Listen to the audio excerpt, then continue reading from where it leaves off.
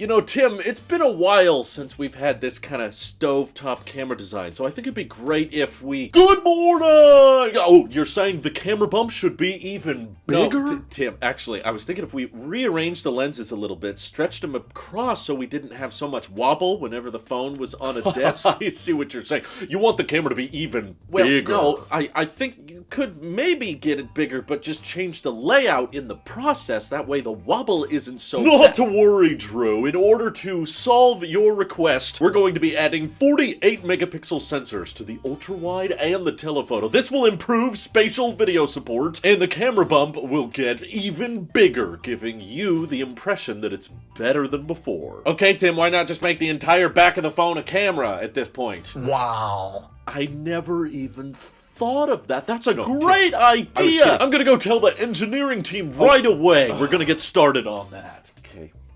Well, let's begin.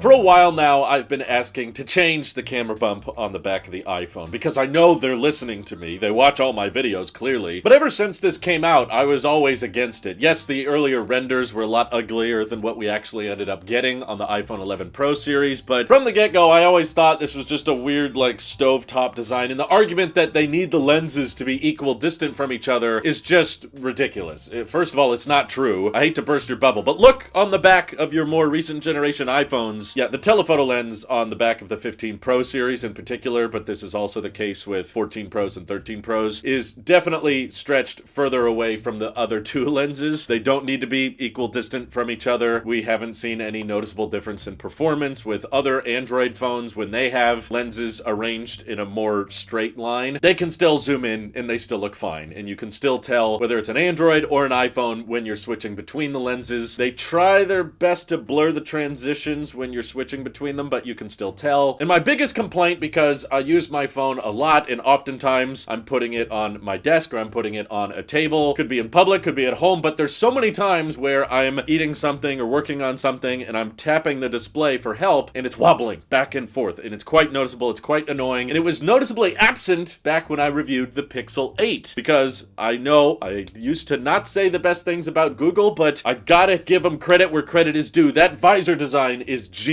Obviously, we're past the point of having no camera bumps on the back of phones. We've been asking for that for years, and no one seems to want to give us what we want. Even the Energizer phone had a camera bump. There's just too many advantages to the camera being able to protrude from the back. So if it has to protrude in some way, it might as well be symmetrical, right? It might as well be flat across the back so that the phone doesn't wobble when I'm interacting with it. And the reason this dream is actually now dying on me is because of rumors surrounding what Apple's having in store for the iPhone 16 series. Not even the 16 Pro. Yeah, big whoop. I guess they're upping the megapixel count on those cameras. Is that a surprise to anyone? Yeah, okay. The 16 Pro will have a better camera. But the regular iPhone 16 series, pretty much the only, noticeable design change from the exterior of the phone is going to be that they're putting the lenses back to be in a line. And the main motivation people are saying behind this camera bump design change on the back is for spatial video recording, which of course just launched on the iPhone 15 Pros recently, and the main reason they're capable of doing spatial video now is because they've rearranged the lenses on the back so that the ultra-wide and the main lens are in landscape orientation together. So they're just like your two eyeballs, and how you'll be able to record spatial videos with Apple Vision Pro. And apparently bringing spatial video to the iPhone only works when you have those two lenses side by side. That's why spatial video only works when you record in landscape. It does not work when you record in portrait. So in order to bring spatial video to the cheaper iPhones on the 16 and 16 Plus, we have to go back to essentially what they had on the iPhone 12 and 11 series. Just up and down camera positions. That way everything is all lined up and synced up when you want to record in 3D. And that means that Apple's not going to be very interested in expanding or changing the camera bump from here on out, because Tim Cook is doubling down on spatial computing. He wants the future to be all about that augmented reality experience, and I think now there's just going to be a permanent advantage to that old-fashioned camera bump design where the lenses have to go up and down, whereas what I really wanted to eliminate my frickin' wobble was the side-to-side camera bump design, like the Pixel, because that just looked a lot cleaner and it didn't make so much noise whenever it was on a table or a desk. I know it doesn't sound like that big a deal. Some of you are probably just saying, well, if you buy a case, it gets rid of the wobble. Actually, no, it doesn't. The camera bumps on our iPhones have protruded so much and have gotten so big that even the cases we get on our phones have camera bumps. So they continue to wobble, and I also haven't found a phone case I liked. I kind of just hate all of them equally. Sorry to all the companies trying to get me to review phone cases. I prefer my phone just naked in the hand. It feels cleaner that way. It's also much smaller, goes in the pocket easier. I guess I'm not a clumsy person because I tend not to drop my phone, but this is just making me want to go back to the Pixel, if I'm being honest, more and more each day. But it's not a big enough issue for me to genuinely want to switch to Android like right this second, but I'm just here to confess and let you guys know that because of this spatial recording video feature and Apple wanting to improve on that and make it better so that they can increase sales for their $3,500 headset, but don't worry, in a few years you'll be able to buy one for $2,500. Apple Vision Air will be far superior, but maybe in the not too distant future we can get Apple Vision Ultra, which will cover our entire face. And because Apple wants to continue pushing and selling head-mounted gear, the camera bump on the iPhone, you know, kind of feels like the butterfly effect, essentially cannot change that much. They might increase the megapixel count on the telephoto lens so that the iPhone gets better zoom, but I do not foresee Apple growing the camera bump or redesigning the layout of it to be any different than what it already is. If they put the telephoto lens even further down the iPhone, it would eat into the MagSafe charging ring, not to mention it would also look incredibly similar to a Samsung Galaxy phone, and I don't think Apple wants to copy them. I wish they would copy Pixel, but it